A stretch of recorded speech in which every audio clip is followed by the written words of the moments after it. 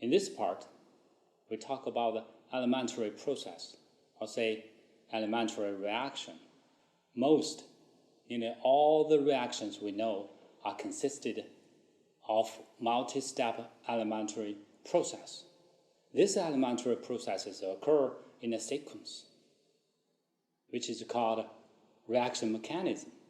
When people talk about mechanism, they are talking about the ways how the chemistry goes in elementary steps. We usually use collision theory to understand and explain the rates of the elementary process. Let's examine an elementary process involving two reacting species A and B, for example. According to collision theory, a reaction proceeds only if the reactants collide with sufficient energy and favorable alignment. Not all collisions lead to a reaction. The rate of an elementary process is proportional to ZAB, F, and P, in which ZAB is the total collision rate related to the concentration of reactants directly. F is the fraction of the collisions with sufficient kinetic energy, and P, the fraction of collisions with correct alignment. Consider this example on the slide. The molecule in red collides with the molecule in gray only in the right direction.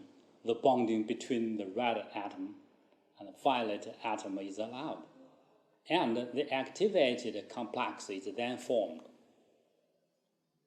If the red molecule approaches to the gray molecule in other direction, the red molecule cannot touch the violet atom buried in the molecule. No effective bonding and no activated complex will be formed, and consequently, no reaction occurs. A successful reaction often proceeds when the right collision between the molecules take place. The high-energy activated complex is generated, and then the product is formed. It's very helpful to discuss the potential energy change for an elementary process with their reaction diagram. The diagram on the slide is called a potential energy diagram or a reaction profile. The state of maximum potential energy is referred to the transition state, where the activated complex is present. The energy required to form activated complex from the reactant is called activation energy, denoted as EA, or more specific for forward reaction with the EA forward. And the activation energy for product goes back to activated complex is denoted as EA reverse. Furthermore, the reaction profile shows that the activation energies for the forward and the reverse reactions are related to the enthalpy change of the reaction. As seen in the profile, delta H is the difference between the EA forward and the EA reverse. Thereby, only the collision with kinetic energy larger than the activation energies result in the generation of products. We should know that the activated complex can turn to product, and also it may go back to reactants again. Generally speaking, the higher the activation energy for an elementary process, the slower the rate.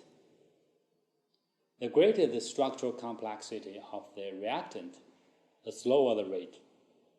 The key point is actually the formation of the activated complex at the transition state.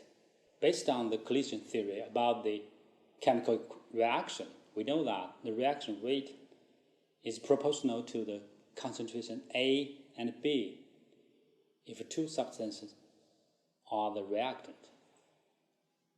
ZAB is proportional to the fraction of collisions with sufficient kinetic energy F, and is proportional to P, the fraction of collisions with the correct alignment.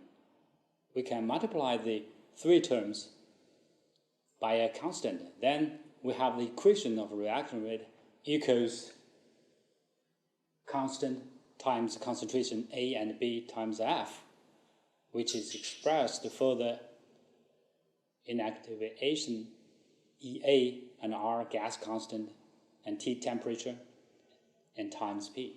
And one more step forward, we rewrite the equation to rate equals K times A and B.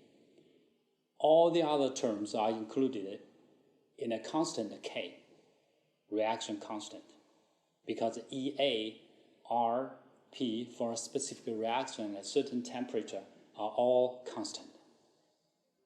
Now we have the general expression of rate law for an elementary reaction involving A and B. We then generalize the expression of the rate law of elementary reactions. This table shows the generalized rate law for elementary processes with different numbers of reactant molecules. For example, in the elementary reaction of A and A, a bimolecular reaction, the rate law is directly written as K times A squared. A second-order elementary reaction. A multi-step reaction includes two or more elementary processes. Then, in the reaction profile, you may use two or more peaks to represent the transition states. In the multi-step reaction, the rate-determining step is the elementary step with the highest energy transition state. The step with the highest activation energy is not necessarily the rate-determining step. Let's find the rate-determining step of the two-step reaction shown on the slide. See the profile. This is a two-step reaction from A to C. Step 1 has the highest activation energy. It should have the smallest rate constant. However, step 1 is not the slowest step. Once B is formed, it may go back into A more rapidly, then it goes forward into product C. So the concentration of B is always at a very low level.